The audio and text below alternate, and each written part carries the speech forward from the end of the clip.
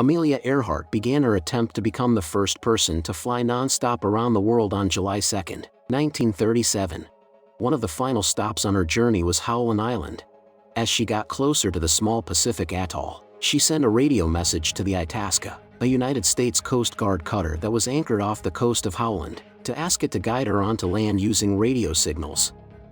Before we continue telling you about the disappearance of Amelia Earhart, subscribe to our channel for more interesting videos like this. KHAQQ, the call sign of the Lockheed Electra 10E, calling Itasca. We must be on you but cannot see you. Gas is running low. Been unable to reach you by radio. We are flying at 1,000 feet, the pilot of the Lockheed Electra 10E said into the radio.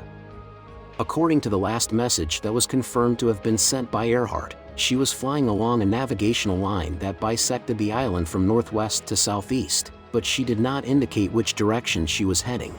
Following that communication at 8:43 in the morning, radio contact was lost, and no one is aware of what occurred after that.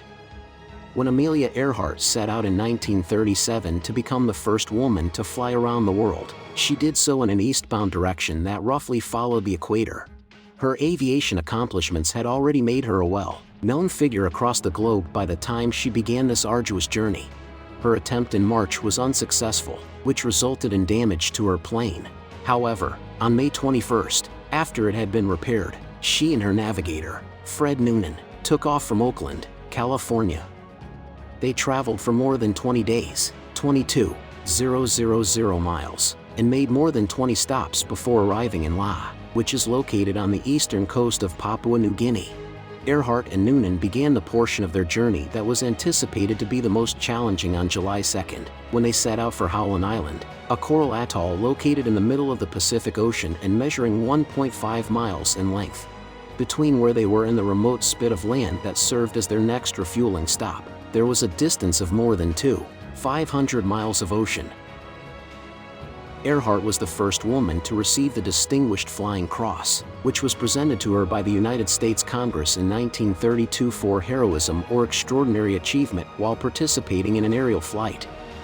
In addition to being the first woman to complete record-breaking solo flights, Earhart was also the first woman to receive this honor. Earhart communicated with the Itasca via radio after hours of flight while they were making their final approach to Howland. At one point, the signal was so strong that the ship's radio operator ran to the deck to search the skies for Earhart's plane. However, the signals that the ship returned did not reach Earhart and Noonan because they were flying unguided above the clouds at the time. The Electra was never able to reach Howland Island, and despite a massive search, no trace of the pilot or her aircraft could be found anywhere on the island. After 2 weeks, the United States government announced that Amelia Earhart and Fred Noonan had been presumed lost at sea. The official position of the United States government is that the Electra was unable to establish radio contact with the Itasca, and as a result, the plane ran out of fuel before crashing into the ocean. During the past 15 years, there have been multiple expeditions that set out to find the wreckage of the plane. Researchers have focused their efforts on a region of the ocean that is 630 square miles in size after analyzing the last radio transmissions made by Amelia Earhart and calculating what is known about the Electra's fuel supply. Some people believe that Earhart and Noonan flew north toward the Marshall Islands, where they crashed, and Japan, which at the time controlled that region, picked them up and brought them back to their country.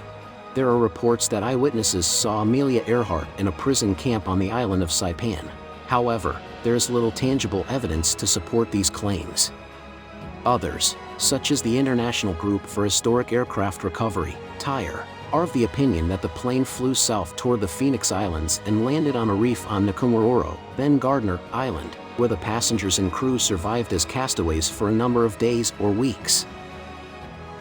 TIRE has dispatched a number of expeditions to the island, and during their time there, they have found the ruins of a campsite as well as a variety of artifacts. It was given the name Seven Site because it matched the description of a location on Nkomororo where 13 human bones had been discovered in the year 1940, when Nkomororo was still under the control of the British. The skeleton was transported to Fiji, where it was examined by 2 medical professionals, who concluded that it belonged to a male. The bones that were collected were ultimately misplaced, but the report was preserved. Since 1989, the International Group for Historic Aircraft Recovery, TIRE, has sent 12 expeditions to Nikumaroro in order to recover historic aircraft. Most recently, in July of 2017, TIRE and the National Geographic Society dispatched 4 forensic sniffing dogs and an archaeological team to Nikumaroro in an effort to determine whether or not any bones had been left behind.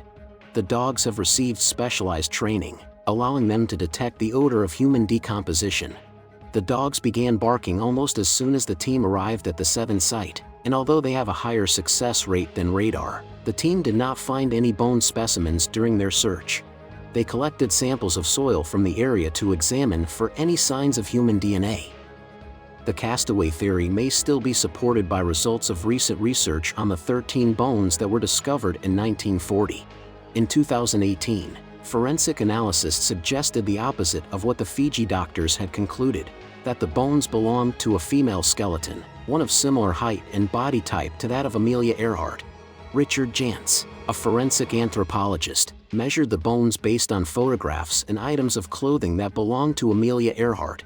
According to him, the evidence strongly supports the conclusion that the bones found on Nikumaroro belonged to Amelia Earhart or that they are from someone very similar to her. In the same year, 2018, TIRE published a paper that analyzed the radio signals from the night that Earhart vanished. TIRE believes the voice they heard was Amelia Earhart's, and their paper explains how it is possible for her transmissions to have traveled so far. In July of 1939, several radio listeners from as far away as St. Petersburg, Florida, and Toronto, Canada, reported hearing a woman's distress calls. However, despite the fact that Earhart joked that her flight around the world was just for fun, the investigation into Earhart's disappearance has been a serious and ongoing process for more than 80 years. Earhart made a decision that would alter the course of her life during her very first flight, which was a 10-minute flight with a pilot who served in World War I named Frank Hawks.